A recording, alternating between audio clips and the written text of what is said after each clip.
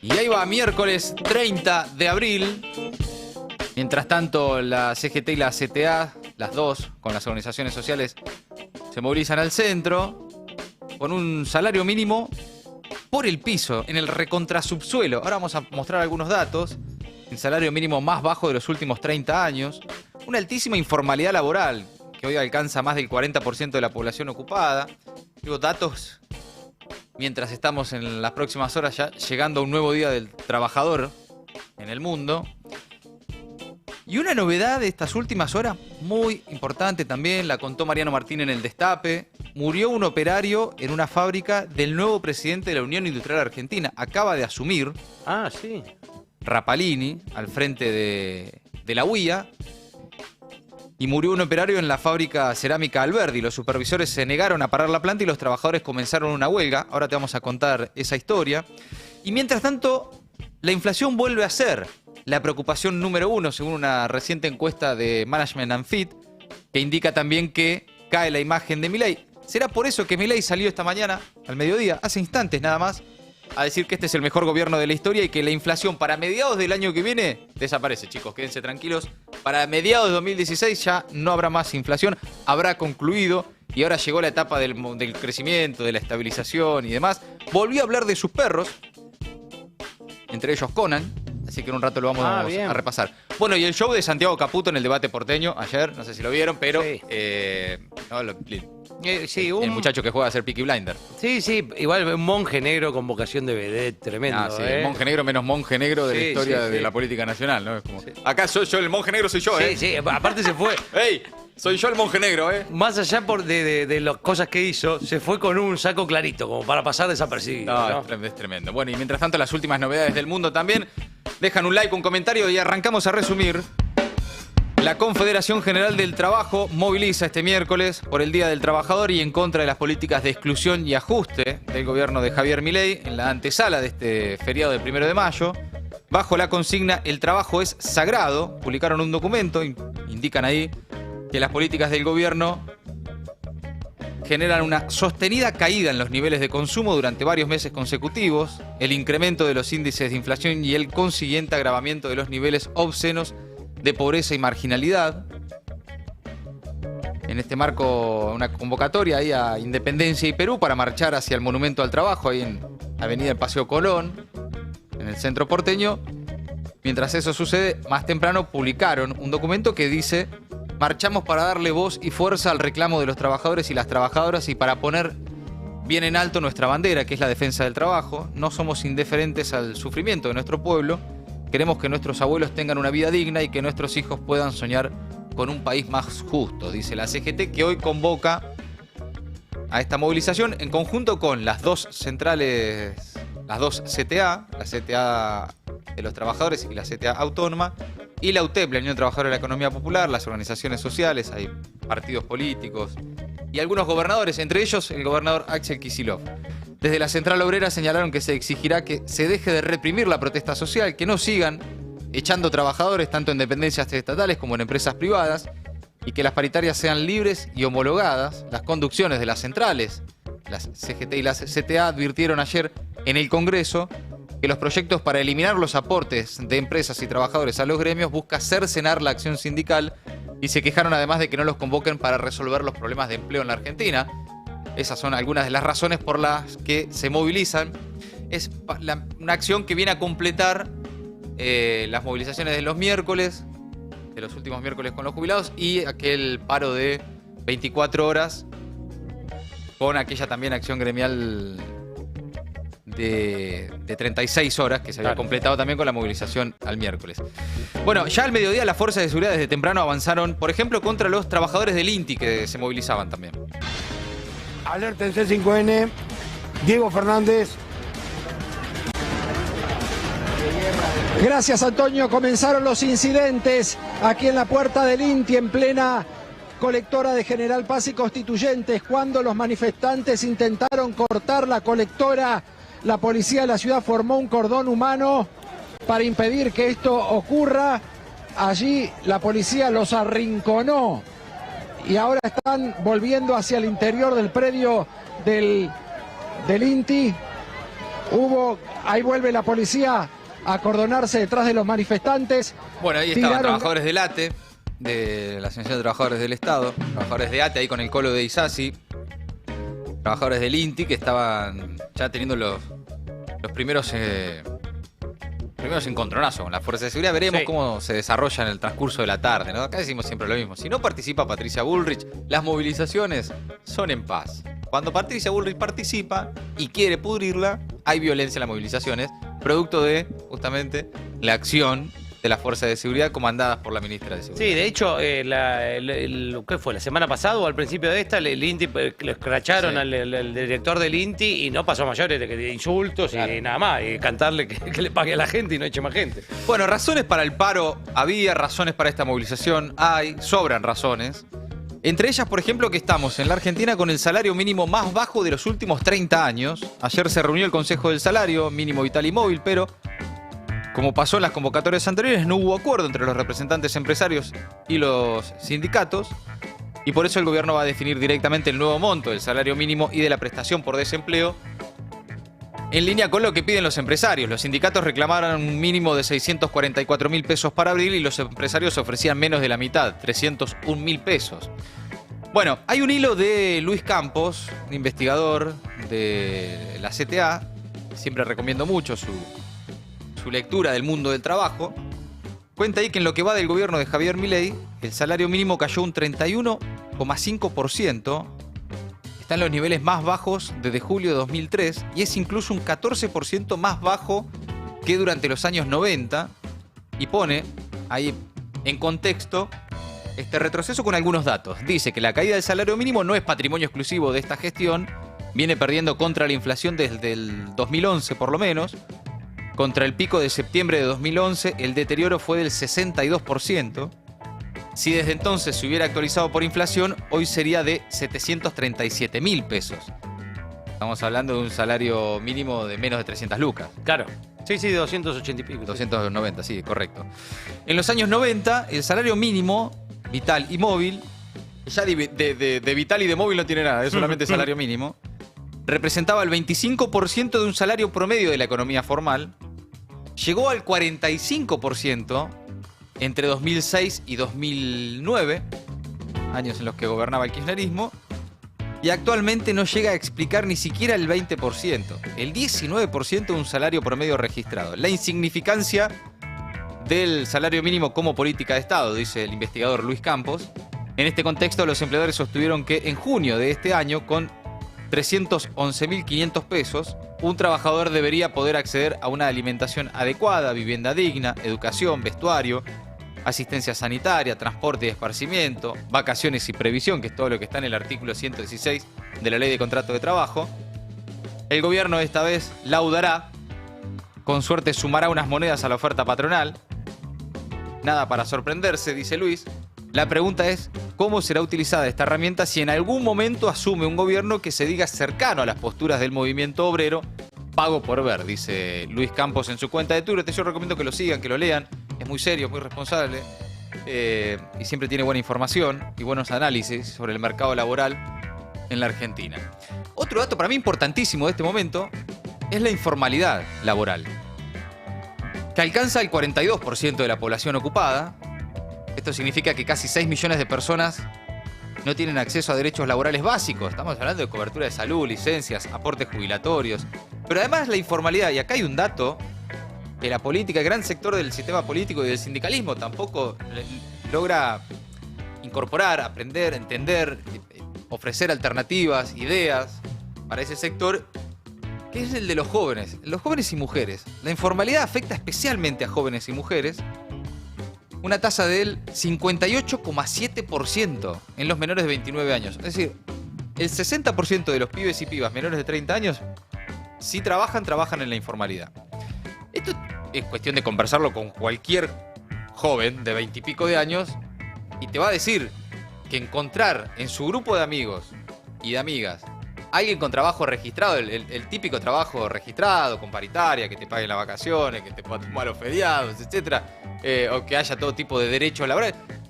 Si lo encontrás, pedí un deseo, te dice. No existe, no sucede. Los jóvenes no conocen el trabajo ese que le promete la política Y que en campaña, yo siempre recuerdo esto, en la campaña del Frente de Todos, se les decía, Milei, la libertad avanza, la libertad que yo, vienen por tus derechos laborales. Y la respuesta era, ¿cuáles? ¿Qué derechos laborales? Vienen por tus vacaciones pagas, vienen por tu aguinaldo, vienen por tu... ¿Cuál? ¿Qué aguinaldo? No tengo. No conozco, no sé qué es eso, decían los... No son los jóvenes, ¿no? Estamos hablando del 42% en general de los ocupados están en la informalidad en la Argentina. Sí, pero los jóvenes particularmente, aparte los pocos laburos registrados que tienen son los peores laburos, los peores pagos, digo, cajeros de supermercado, de casas de comida y demás cuestiones. Sí. Bueno, esos índices elaborados por el INDEC y difundidos hace un par de semanas por primera vez, surgen de los resultados de la encuesta permanente de hogares, corresponden al cuarto trimestre de 2024.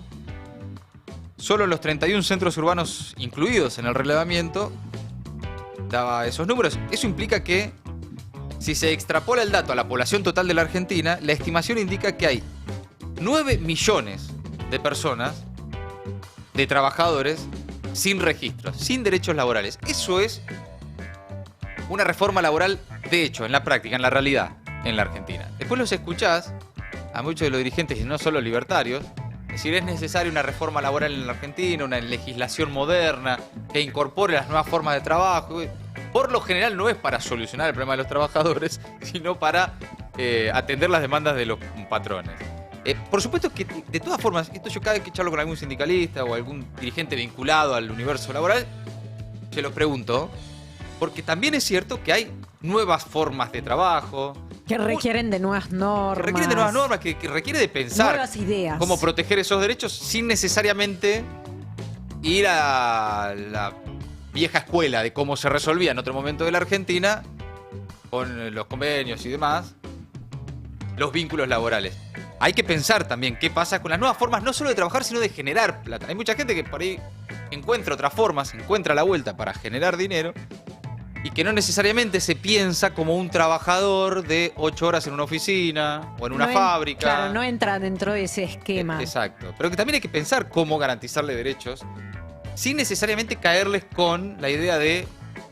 porque me acuerdo lo hemos charlado mucho en su momento con los repartidores, ¿no? Exacto. Recuerdo que con muy buena intención, algunos viejos sindicalistas se acercaban y decían, muchachos, ustedes lo que necesitan es un sindicato, un convenio y este tipo de estructura. Y muchos de los pibes y pibas que pedalean decían, no, pero nosotros no es lo que estamos buscando. No es eso lo que estamos buscando. Sí, claro, algún tipo de protección de ART, de seguro de vida, de qué pasa cuando... no sé, tenían algún tipo de accidente o se les rompía la bicicleta. Bueno, ¿cuál era el vínculo con algún tipo de legislación laboral, ¿no? Sí. Ahora, no necesariamente era la vieja escuela que todos conocemos. Y ahí hay una pregunta, hay un debate, ¿no? ¿Qué haces? ¿A tratar de reconstruir el viejo mundo del pleno empleo en la Argentina y los trabajadores que uno imaginaba siempre de la misma forma, ¿no? El mameluco, la fábrica, el casco amarillo y qué sé yo, o pensar frente a un mundo que excede a la Argentina, además. Totalmente, está sucediendo a nivel global. Claro, una hiperfragmentación del mercado laboral. Bueno, ¿cómo garantizar derechos a los nuevos trabajadores? Incluso de esos pibes de aplicaciones, o mismo los que manejan un poco con aplicaciones, qué sé yo, muchas veces, la mayoría de las veces no ven personas, sino que toda la inscripción es completamente online. Sí. A mí hablé con un pibe que me contaba eso, digamos, es completamente online y te mandan los elementos y demás, que los tenés que pagar también. Después, por supuesto que todo esto, y especialmente la informalidad, es un problema a futuro para las jubilaciones. Ahí está el otro problema también, ¿no? ¿Qué pasa el día de mañana? Y bueno, ¿qué te dicen desde el gobierno, el Fondo Monetario Internacional? Bueno, entonces lo que hay que hacer es una reforma previsional. Siempre es menos derechos, siempre es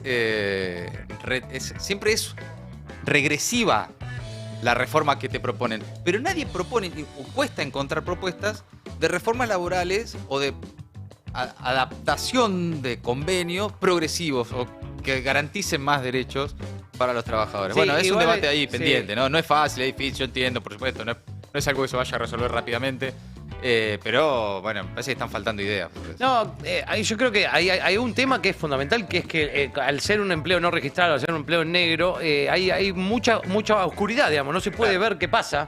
Entonces ahí hay como una contradicción. Por un lado, no querés admitir que un empleo registrado no tenga derecho. Claro. Por otro lado, vos como Estado deberías poder ver qué es lo que pasa en esos laburos. Porque después también nos pasa lo del el índice de salario que salió hace 2 días, que supuestamente dice crecieron un 5% de salario. El sector público creció 2%, el sector privado registrado 2,3%, el sector privado no registrado 8% creció. Claro, anda a comprobarlo. Sí, ¿no? ¿de dónde? Claro. No, y después está todo el otro universo de la economía popular, que son los que trata de organizar la UTEP, ¿no? Claro. Que es como un sindicato de nuevo tipo para los trabajadores y trabajadoras que, excluidos del sistema laboral formal, se organizaron su propio trabajo y también su propia representación política y sindical, ¿no? Bueno, y ahí tenés, sobre todo especialmente sectores de la construcción, textiles, producción de alimentos, actividades agropecuarias, no, por supuesto, no gente que exporta soja. No, claro, productores de alimentos y demás, que se organizan en otro tipo de, por ahí no un sindicato clásico, pero sí en otro tipo de organización, que también de alguna forma entre ellos se van garantizando o intentan garantizarse los derechos de los trabajos que se han creado, ¿no? Bueno, y atención con esta noticia porque tiene que ver con todo esto. Tiene que ver con el clima de época, con la avanzada de las patronales sobre los derechos de los trabajadores, con la deshumanización y la crueldad que nos rodea. Publica Mariano Martín en El Destape que murió un operario en una fábrica del nuevo presidente de la Unión Industrial Argentina. Un operario de nacionalidad brasileña murió en la tarde de este martes mientras desarrollaba tareas en una fábrica de la provincia de Salta de Cerámica Alberdi, la empresa propiedad de Martín Rapalini, el recién asumido como nuevo presidente de la Unión Industrial Argentina. El accidente se produjo en el sector de Molienda de la compañía y la víctima, que fuentes policiales identificaron de apellido Reyes, trabajaba para una empresa contratista, tercerizada, una tercerizada. Claro. Se trata de por lo menos el tercer accidente, el único fatal hasta ahora, en plantas fabriles de Cerámica Alberdi solo en los últimos meses. Rapalini acaba de asumir esta semana en la Unión Industrial Argentina con el impulso del dueño del holding Techin, Paolo Roca, con el propósito, entre otros, de profundizar las reformas laborales en el gobierno de Javier Milei. Adiviná si en favor de los trabajadores o no. Mira cómo tenía la fábrica de él. Bueno, el gremio emitió un comunicado desde el Sindicato Obreros Industrias Ceramistas de la provincia de Salta. Iniciamos una huelga en la planta que Cerámica Alberdi tiene en esa provincia. La muerte del trabajador, que se produjo en condiciones laborales que deben ser investigadas por la justicia, fue ignorada por el personal jerárquico que decidió mantener la planta en funcionamiento hasta que iniciamos una huelga, dicen los trabajadores. Exigimos que se aclare cómo se produjo el accidente y se den las garantías de seguridad necesarias para trabajar, es lo que apuntan desde el Sindicato de Obreros de Industrias Ceramistas. Bueno, atención con este hecho y que me parece que es parte también de lo mismo, es parte de la misma discusión, es parte del mismo debate, ¿no? La seguridad de los trabajadores, de los que tienen trabajo registrados, y que no tienen en muchos de sus vidas cotidianas las condiciones de seguridad necesarias para, por ejemplo, que no sucedan este tipo de cosas, ¿no? Mientras tanto, tiene que ver con también el mundo laboral y sus ingresos, los ingresos de los trabajadores. La inflación ya es de vuelta la preocupación número 1 en varias de las encuestas que empezaron a aparecer de vuelta en los últimos días y semanas. Mientras tanto, el gobierno congela la economía y los ingresos para intentar bajarla, pero empiezan a aparecer advertencias y preocupación en el gobierno sobre esto porque, según Management and Fit, 3 de cada 4 argentinos dice que la situación económica es mala y que la inflación vuelve a ser la preocupación número 1. Mira, hay una nota también de Leandro Renú en página 12 que cuenta que la preocupación en Casa Rosada es tal que, además del intento de sostener el atraso cambiario, el Ministerio de Economía presiona a las empresas de alimentos para que no suban los precios y que insiste en regular a la baja las discusiones paritarias, justo cuando los gremios en las últimas semanas piden reabrir las mesas salariales. Adicionalmente pisa los aumentos de naftas forzando una baja promedio del 4% en YPF, que se da a partir de mañana. Sí, mañana primero. Y que no pasó hace un mes, cuando el precio internacional del petróleo se desplomó tras la guerra de aranceles en Estados Unidos. No es necesariamente porque bajó el precio internacional, entonces, sí. Que además bajó 15% a nivel mundial y acá la nafta, como decía el motoquero en la YPF, baja 15% el commodity en el mundo y acá te la bajan 4%. Sí, en realidad está bajando. En su momento, cuando le había preguntado por qué todavía no bajaba la nafta a Marín, él respondió, no, es porque para no volver loca a la gente. Porque imagínate si mañana sube el petróleo de vuelta. Entonces yo no puedo estar cada rato. Entonces tengo que esperar 3 meses a que baje la nafta y ahí a que baje el petróleo para bajar la nafta. Para no volver loca a la gente. Claro, pues si tú te lo bajo, te lo subo. Te vuelve loco. Te desorganiza la vida. Te desorganiza. Decís, ¿cómo pagué menos? Ya no sé a cuánto está la nafta, Claro. viejo. Ya no se sabe en este país, no hay previsibilidad, no hay seguridad jurídica. Bueno, el asunto de todos modos es que hay una disociación. Esto lo venimos conversando porque nos pasa y les pasa a ustedes, los que nos están escuchando, nos pasa a nosotros, nos pasa a todos, entre la realidad y el relato libertario. Sobre cómo marchan los precios. Vos decís, che, ¿cómo puede ser que los precios me dicen que están bajando, que no hay inflación, que se desacelera, que el jabo domó la inflación y a mí la guita me alcanza para menos que hace un año? ¿Cómo me explican eso? Sí. Bueno, lo cierto es que eso empieza a generar que otra vez la inflación se empiece a ubicar entre las primeras preocupaciones. La preocupación número 1, al menos en esta encuesta, muy por encima de la inseguridad, de la corrupción, que meses atrás estaban al tope del mismo ranking. La consultora que mencionábamos destaca que la inflación vuelve al primer puesto con el 21%, le sigue inseguridad y corrupción con el 17%. En marzo, casi el 17% apuntaba a los precios como el problema. En abril ya hubo un salto fuerte, incluso por encima del 20% que había tocado en febrero. Y dice, y en paralelo a esto, más allá de que el 46% atribuye la reducción de la pobreza informada por la gestión del gobierno nacional, el 66% sostiene que según su percepción la pobreza no ha disminuido. Es de vuelta, ¿no? Claro. Percepción de la realidad y los datos que te tira el gobierno. El gobierno dice, saqué 10 millones de personas de la pobreza. Y vos le preguntás a la ¿dónde? gente. Claro. Y la gente dice, ¿quién? ¿Quién? O sea, la verdad que en ¿Quién la dejó calle, de ser pobre en la Argentina? en Levante la calle mano. Cada vez durmiendo más gente, cada vez más gente que se queja de lo que vale la comida y que dice que tiene que sacar alimento de su Claro. dieta. Está bien que los datos son datos y justamente existen para que no haya interpretación de la realidad. Pero vos salís a la calle, a cualquiera, un grupo de amigos, cualquiera, vos decís, chicos, alguien que estaba en la pobreza, salió de la pobreza, levante la mano. Y difícilmente encuentre gente que diga, yo la verdad que estaba recontra pobre y gracias al jabo salí de esa situación. Bueno, es por eso que, tal vez, que Milei afirmó hoy que lo que viene es el momento de crecer. La etapa de estabilización. Ya ha concluido y ahora llega el momento de crecer. Y quédense tranquilos, amigos y amigas, porque a mitad de 2026, ¿qué estamos? ¿Qué? Estamos a mitad casi, ni siquiera a mitad de 2025, estamos en abril. Sí, Bueno, sí. En mitad de 2026 vamos a suponer, vamos a darle un año y 2 meses, vamos a poner año y 2 meses. Sí. Bueno, mitad de 2026 se termina la inflación. Escuchá. Es porque la política monetaria actúa con un rezago que oscila entre 18 y 24 meses. Nosotros hemos fijado la cantidad de dinero a mitad del año pasado. Eso quiere decir que la inflación tiene fecha de defunción y es a mitad del año que viene. Así es que ahora es el momento de empezar a pensar en crecer.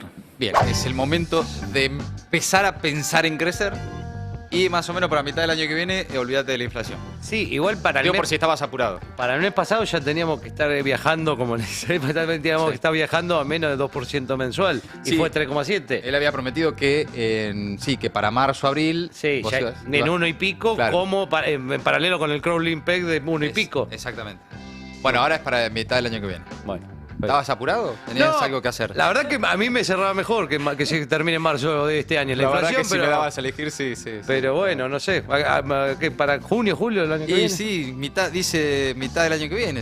Vamos a poner junio. Bueno, Chicos, si ustedes necesitaban que por ahí el tema se resolviera antes, lo lamento. pero justo empieza el mundial en junio del año que viene. ojo. Bueno, mira, te llega todo junto. El fin de la inflación y el mundial. qué Bárbaro, golazo, bárbaro. muchacho. Bueno, insistió en que es el mejor gobierno de la historia argentina. Bien. Esto lo dijo hoy frente a inversores y economistas en la Expo EFI 2025. Volvió a insistir con que hace 11 meses que el salario real no para de subir. Que no lo habías notado, ¿acaso? ¿No te Sí. habías dado cuenta? No, Pero lo que pasa es que fíjate cómo están tus percepciones de la realidad. Sí. Porque en realidad lo que sucede es que hace 11 meses que el salario real no para de subir. Tal vez vos sentís de otra, pero bueno, debe ser una cuestión más personal. Sientas que no, ¿no? Que tu salario real en realidad no está subiendo. Bueno, fíjate lo que estás percibiendo, fíjate cómo te relacionás con la realidad. O ordena tus gastos, loco. Organizate bien, porque en realidad tu salario está creciendo. Vos lo que por ahí lo que pasa es que no te estás dando cuenta. Estás gastando mal. Sí. Ayer, ¿sabés qué pasa? Tenés que contar los gastos hormiga. ¿Sabés qué debe ser eso? Debe ser eso. El gasto hormiga es el que gastás cuando vas al kiosco. Y el gasto tiburón de la luz. El gasto tiburón de la luz llega, ¿de dónde lo saco? Sí, llegó ahí. Claro, el gasto hipopótamo de la prepaga. Sí, claro. No, bueno, escuchalo, esto decía Milei sobre el tema. Y después nos empezaron a llorar con la cuestión social, que nosotros no tenemos corazón, qué sé yo, de esas cosas que dicen. Y la realidad es que hace 11 meses que el salario real no para de subir. ¿Cómo? La tasa de desempleo no aumentó. ¿Cómo? Y entre el trabajo hecho desde la macroeconomía, la enorme labor de Sandra Petovelo cortándole el curro a los gerentes de la pobreza y con Patricia Bullrich manteniendo el orden en la calle, esa mejora de la actividad, mejora del empleo, mejora de los salarios reales, hizo que la pobreza medida en la frecuencia mensual, que también está en los trabajos de González Rosada, las metodologías son todas similares, cambian solamente en la frecuencia temporal que se miden, y ese número que cuando sinceramos la economía saltó al 57%, hoy está en el 35%. Quiere decir que la pobreza cayó 22 puntos porcentuales. 22%. Es decir, que los liberales desalmados Cada que vez no más, quieren ¿no? a la gente sacaron de la pobreza a 10 millones de seres humanos. Algo que nunca había pasado en la historia argentina con tanta fuerza en tan poco tiempo. ¿Ese país del que Milei habla está entre nosotros? ¿Alguien será...? ¿Está en esta habitación? Sí. ¿Ese país que usted describe está en esta habitación? ¿Está acá con nosotros, señor presidente? Sí, había un dato más que... Pero perdón, porque es cada vez más grande el porcentaje de pobreza, de gente que sacó de la pobreza. Sí. En cualquier momento hay... Sí, lo peor es que... menos 10% de pobreza. Estaba en 38% y había sacado 10 millones de la pobreza. Ahora está en 35%, pero también son 10 millones los que sacó de la pobreza, así que hay algo incongruente en eso. Hay varias cosas incongruentes. Volvió a hablar de su perro muerto, dijo que le gusta trabajar desde Olivos porque tiene tiempo, porque no tiene que viajar. Sí. Entonces se queda ahí en lo que es la casa presidencial, en la quinta presidencial de Mameluco, para ver a sus hijitos de 4 patas, entre ellos Conan. ¿Cómo? Como ustedes saben, a mí me gusta trabajar desde Olivos porque me evita tener que viajar, digamos, y ya bajo del dormitorio 6 de la mañana, 7 y con café en mano le doy hasta las 10, 12 de la noche, o sea. Entonces, sí, ando en Mameluco porque si tengo un rato voy a ver a mis hijitos de 4 patas, Conan, Murray, Milton, Robert y Lucas Jr. Bueno, chicos, es como el salario real. No para de crecer. Conan... no para de nacer, es un muerto que no para de nacer. Es un muerto que no para de nacer, correcto. Igual, ¿no lo escuchó Guillermo Francos ayer que dijo que por estar en la Quinta de Olivos dejaba de ser presidente y ya no trabajaba cuando estaban en la Quinta de Olivos? Porque constituyó Craso Libra desde la Quinta de Olivos y esa era la prueba de que estaba tuiteando como persona y no como presidente. Exactamente, sí. Pero ahora es presidente en la Quinta, pues. Sí. No hay contradicción en este gobierno. Perfecto. Bueno. Mala mía que no lo entendí. Revisa vos. Sí, claro, solo verdades. Solo verdades y factos. Factos, basados. Bueno, amigos, hablando de personajes. El show de Santiago Caputo en el debate porteño. El monje negro que grita, yo soy el monje negro. Sí. Véanme a mí. Soy el poder detrás del poder, oculto. Pero acá estoy. Sí, pero mírenme. Porque soy oculto, pero me gusta que me miren. También porque me acabo de hacer la cara y la tengo hermosa. Sí, la verdad que con ese Sacardi. No solamente eso, todo, la forma en que camina, la forma en que fuma el puchito. No, las horas que tuvo en el espejo imitando la forma de fumar de Tommy Shelby. Yo en un momento, pasa que yo era en ese entonces adolescente. También hacía como, viste, el pucho apagado. Mordiéndolo. Entre los dientes. Claro. Cancherísimo. Cancherísimo. Pero tenía 17 Pero años. no era asesor del gobierno. No manejaba la FIP, la CIDE, no. Era. Claro. Pero viste, el puchito. Sí. Yo conocía gente que, Cancherísimo. sí. Gente que lo hacía igual era más de ansiedad oral que eso que fumaban todo el tiempo, ¿viste? Sí, también. Sí. Bueno, ahí está, el asesor presidencial Santiago Caputo, sin cargo oficial en el gobierno, pero mano derecha y hombre muy importante, con mucho poder. Llegó al debate porteño rodeado de custodios. Antes de ingresar al canal se negó ahí a hacer declaraciones ante una decena de periodistas que estaban en la vereda. Y después está esa secuencia que publicó el Destape en las redes sociales. Básicamente, llegando, esquivando los micrófonos, no hablen con la prensa. Permiso, no quiere hablar con todo su derecho, no puede. Está bien, no sí, quiere claro. hablar con los periodistas. Una limpita, Santiago, Una limpita. Una limpita. Bueno, sí, una limpita. Una limpita nos llamó a todos la atención. Ya ahí ¿no? tendríamos que haber sospechado de algo. Sí. Y después, bueno, el momento ahí de que un fotógrafo de Tiempo Argentino, Becerra, en un lugar público, Claro, está en un lleno lugar de público. fotógrafos con cámaras y prensa, O se sea, acerca sí- y le saca una foto. Sí, haciendo su trabajo, básicamente. Básicamente. Y ante la amenaza, ¿no? Hay una especie de patoteada. Santiago Caputo toma su credencial, la lee, saca. Una libretita, ¿no? No, un celular. Ah. Saca un celular, su celular, del bolsillo Sí. del saco, le saca fotos A la credencial. se guarda el celular. Una especie de intimidación. Pero una intimidación a la vista de todos. Sí, Es un sí, poco sí. el mensaje, sí.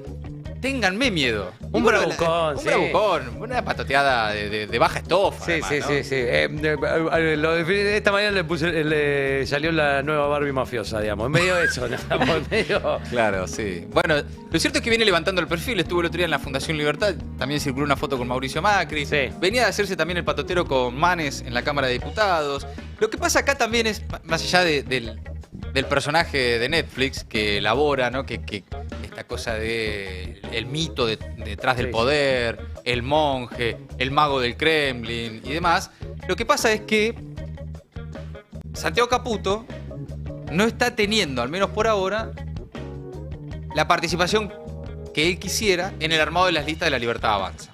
Vamos a algo más concreto y terrenal, la Claro. rosca. Acá, más allá del mito y del gago del Kremlin, Sí. acá lo que hay es lugares en las listas. Todo bien, pero Karina no le comparte. Karina no le comparte nada. Y hay una sospecha sobre Santiago Caputo dentro de La Libertad Avanza, particularmente desde Karina y los Menem, que son los armadores de las listas libertarias en las provincias, que es que candidaturas como la de Marra en la ciudad de Buenos Aires está impulsada por Santiago Caputo.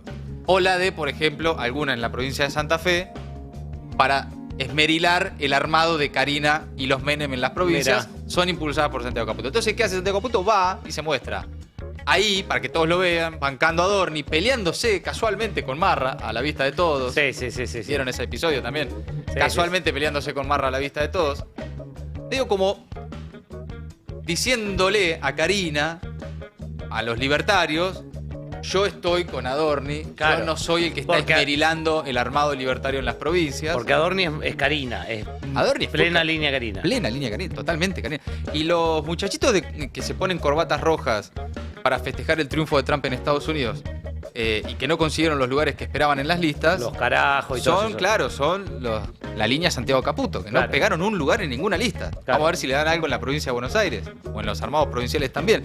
Pero tiene que ver más con cuestiones así, más mundanas, ¿no? Acá no hay tanta rosca de alta escala No. y ingenieros del caos. Es una cuestión más de la rosquita y de gente que necesita llamar la atención también. Hay un poco a veces de ego. Sí, Yo creo por supuesto. el subidón que te pega el poder, ¿no? El estar, la adrenalina que te da estar tan cerca del poder, a veces Se le nota a veces mucho le que sale le gusta. bien, a veces le sale mal, ¿no? Y se le Sí, nota sí. mucho eso, ¿no? Me da la sensación. Sí, se le nota muchísimo que le gusta. Sí, no, te iba a sumar que había otras cosas circulando ahí, que era este pareja y toda su gente pidiendo supuestamente plata a gente que habían acomodado en el ANSES, en el PAMI y cosas, que también sospechaban que era un vuelto de Santiaguito. Bueno, lo cierto es que, de todas formas, uno lo puede interpretar de esta manera, me parece a mí una manera, qué sé yo, más de la rosca del día a día de la política, pero no hay que dejar, de todas formas, de señalar y advertir que es un tipo con mucho poder. Sí, claro. En términos reales, concretos. Es un monotributista, no tiene cargo en el gobierno, pero te maneja la CIDE, te maneja la FIP, maneja gran parte del Estado. es un tipo con poder, es un tipo con muchos recursos económicos. Y hay algo también que sucede con los fotógrafos. Una vez más, casi matan a Pablo Grillo por registrar una manifestación. Le partieron un cartucho de gas lacrimógeno en la cabeza. Despidieron a Caloyan Santos Cabrera de la Secretaría de Cultura, fotógrafo cubano-argentino, también por hacer su trabajo. Y ahora esta amenaza en el país de cabezas no deja de ser una advertencia que también hay que hacer. Está lo payasesco, el Peaky Blinder de Netflix, y después está el tipo que además tiene poder y que frente a los ojos de todos intimida, mientras le elabora a Milei esta nueva línea con la que insisten diariamente de no se odia lo suficiente a los periodistas, ¿no? Y si querés, en instantes te voy a contar cómo eso es parte también de ese alineamiento total con la política de Donald Trump. Ah, mira, también es más del cosplay absolutamente trumpista. Bueno, habló Adorni. Adorni defendió a Santiago Caputo. Dijo que quería saber en realidad quién era el periodista porque quería saber si había salido bien o no en la foto. A ver. Digamos, yo estaba al lado de él, así que fui testigo presencial y ocular del hecho. A ver, a mí me parece que si vos me sacás una foto a mí, estoy en todo tu derecho, estoy en todo mi derecho, tenga o no una cuota de poder en algún lugar en sacarte una foto. Y de hecho el asesor Caputo le sacó una foto, quería saber quién era el periodista porque quería efectivamente ver si había salido bien o no en la foto. Y me parece que está bien. Era un lío muy grande de fotógrafos y de periodistas. De hecho, a mí, sin quererlo, por supuesto, me han empujado, me han golpeado con un micrófono. Yo soy vengo del palo de ustedes, pero y entiendo que esas situaciones muy desordenadas ocurren. Era un ámbito donde había... ya es suficiente para mí. Sí, me parece creíble igual, ¿eh? Ahora retiro todo lo dicho. Sí. Me parece que Caputo es el tipo de persona que le puede preocupar muchísimo cómo salió en una foto al punto de hacer eso. Mándamela después, que quiero saber cómo salí. Sí. Era para eso, en realidad, claro. Miren, esto lo decimos siempre. Y le va a pasar a esta gente también. El poder en algún momento se termina. El poder en algún momento pasa. Les toca un tiempo a uno, les toca otro tiempo a otro. A veces dura más, a veces dura menos. Pero el poder pasa, el poder te abandona en algún momento. Después volvés a la realidad, volvés a ser parte de la vida real. Y ahí va a ser duro para estos muchachos que de verdad creen que llegaron para quedarse para siempre, que están inaugurando una nueva etapa en la historia argentina, que vinieron a cambiarlo todo y que nunca nada les va a volver de todo lo que están haciendo. Después la vida pasa, el tiempo transcurre, las elecciones a veces se te dan, a veces no, y volvés al llano. En algún momento el poder se termina y te abandona, y ahí va a ser difícil de procesar. Mientras tanto, desde Argra advierten que las actitudes amenazantes se repiten. Nuestro alerta también, dicen, desde la Asociación de Reporteros Gráficos de la República Argentina. El principal asesor del presidente quiere amedrentar a la prensa que busca informar sobre sus acciones. Junto con CIPREVA, el Sindicato de Prensa de Buenos Aires, lo repudiamos y exigimos libertad para ejercer nuestro oficio sin amenazas, ¿no? Bueno, y también, por supuesto, por estas horas, el recuerdo de lo que sucedió con Pablo Grillo, de lo que pasó también el despido de Caloyan Santos Cabrera y el ataque permanente a los fotógrafos. Pasa algo con los fotógrafos, en definitiva pasa algo con quienes registran a este gobierno, con quienes registran el poder, las caras, lo que pasa en la calle. Hay un problema, tienen un problema ya no solo con la crítica, no con la mentira. Tienen un problema con la crítica y con quienes los registran. Y especialmente con quienes no les tienen miedo. Porque también hay que destacar el trabajo del fotógrafo, que se quedó sacando la foto mientras Santiago Caputo le tomaba la credencial, le sacaba fotos. El tipo le siguió sacando fotos, haciendo su trabajo, ¿no? Hay un fotón de Caputo mirándole fotón. Me parece que tiene que ver con esa búsqueda constante de controlar la narrativa. Claro, totalmente. A veces le resulta más fácil controlar la narrativa cuando lo hacen con palabras. Claro. Pero en el caso de Grillo, por ejemplo, se derrumbó esa versión oficial sobre lo que había sucedido con una imagen. Una imagen alcanzó para mostrar lo que verdaderamente había sucedido. Yo creo que por eso también la hazaña contra aquellos que tienen registro en imagen. de lo que está pasando. Ori, y tiene que ver con lo que está pasando en el mundo también, Absolutamente. Yo creo que está bueno pensarlo como en el marco de un avance más global por parte de la ultraderecha, de la derecha reaccionaria contra la prensa, contra la libertad de prensa, contra los medios de comunicación. Y fíjense el ejemplo de Donald Trump, ¿no? Un punteo. Viene acusando de forma sistemática a los medios críticos de ser enemigos del pueblo. Esa es la expresión que vienen utilizando. No empezó ahora, pero ahora lo utiliza con mucho más énfasis. No dijo no odiamos suficiente a los periodistas, no. Más o menos, porque también está utilizando sus redes sociales para atacar con nombre y apellido a periodistas. Periodistas que no hablan como a él le gustaría, ¿no? Ajá. Lo que termina alimentando campañas de odio en las redes sociales a una magnitud que les dejo imaginar, porque estamos hablando de Donald Trump, presidente de Estados Unidos. Claro. Ha restringido el acceso a la Casa Blanca a periodistas considerados por el gobierno de Donald Trump como hostiles. O sea, ha vetado el acceso a agencias de noticias y a comunicadores. Está premiando, está privilegiando a comunicadores, por el contrario, afines a la narrativa del gobierno, incluso influencers conservadores, absolutamente alineado con su discurso. También ha cambiado la dirección de medios públicos para imponer una vez más su narrativa. Bueno, todo esto es parte del libreto ultra con el que justamente Javier Milei pretende estar absolutamente alineado. Entonces, buscan controlar la narrativa, pero además, y te traje un ejemplo que se está comentando y mucho por estas horas, están utilizando sin tapujos la desinformación, la fake news, para manipular la opinión pública. Fíjate. Esta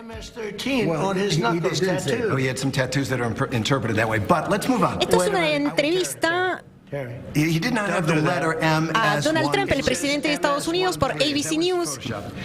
En este caso, hablando precisamente del hombre salvadoreño que fue deportado por error a El Salvador, donde está detenido en la cárcel de máxima seguridad de Nayib Bukele. Donald Trump diciendo en esa entrevista, tenía tatuado el logo de la MS-13, la pandilla salvatrucha, ¿no?, en los nudillos. El periodista le contesta, pero esto fue retocado con Photoshop. Se sabe, hace días que en Estados Unidos se viene hablando de esto. Difundieron una imagen retocada con Photoshop que muestra a los nudillos de la mano de ese hombre que fue deportado con logos de una pandilla que no son. O sea, es fake. Es absolutamente fake. Y el presidente lo sabe. Y es sabido. Claro. Bueno, algunos están diciendo por ahí no sabía. No hay forma que el presidente de Estados Unidos no se haya enterado. Entonces le insiste el periodista diciéndole, che, esto es un montaje hecho con Photoshop. Y Trump le contesta a Terry, te están dando la gran oportunidad de tu vida. Yo te elegí, pero no estás siendo muy amable. Eso. Hay que pensar la actuación y el accionar, digamos, de este gobierno argentino también enmarcado en eso que estamos viendo a mayor escala y en particular en Estados Unidos. Hablando de Estados Unidos, les quiero contar que el país está asomando a la recesión. Mira, el Producto Interior Bruto cayó un 0,1% trimestral. Y enseguida, ipso facto, Donald Trump posteó el siguiente mensaje en su red social. Esta es la bolsa de valores de Biden, no de Trump. No asumí el cargo hasta el 20 de enero. Los aranceles pronto entrarán en vigor, negando que algunos ya están en vigencia, ¿no? Y las empresas están empezando a establecerse en Estados Unidos en cifra récord.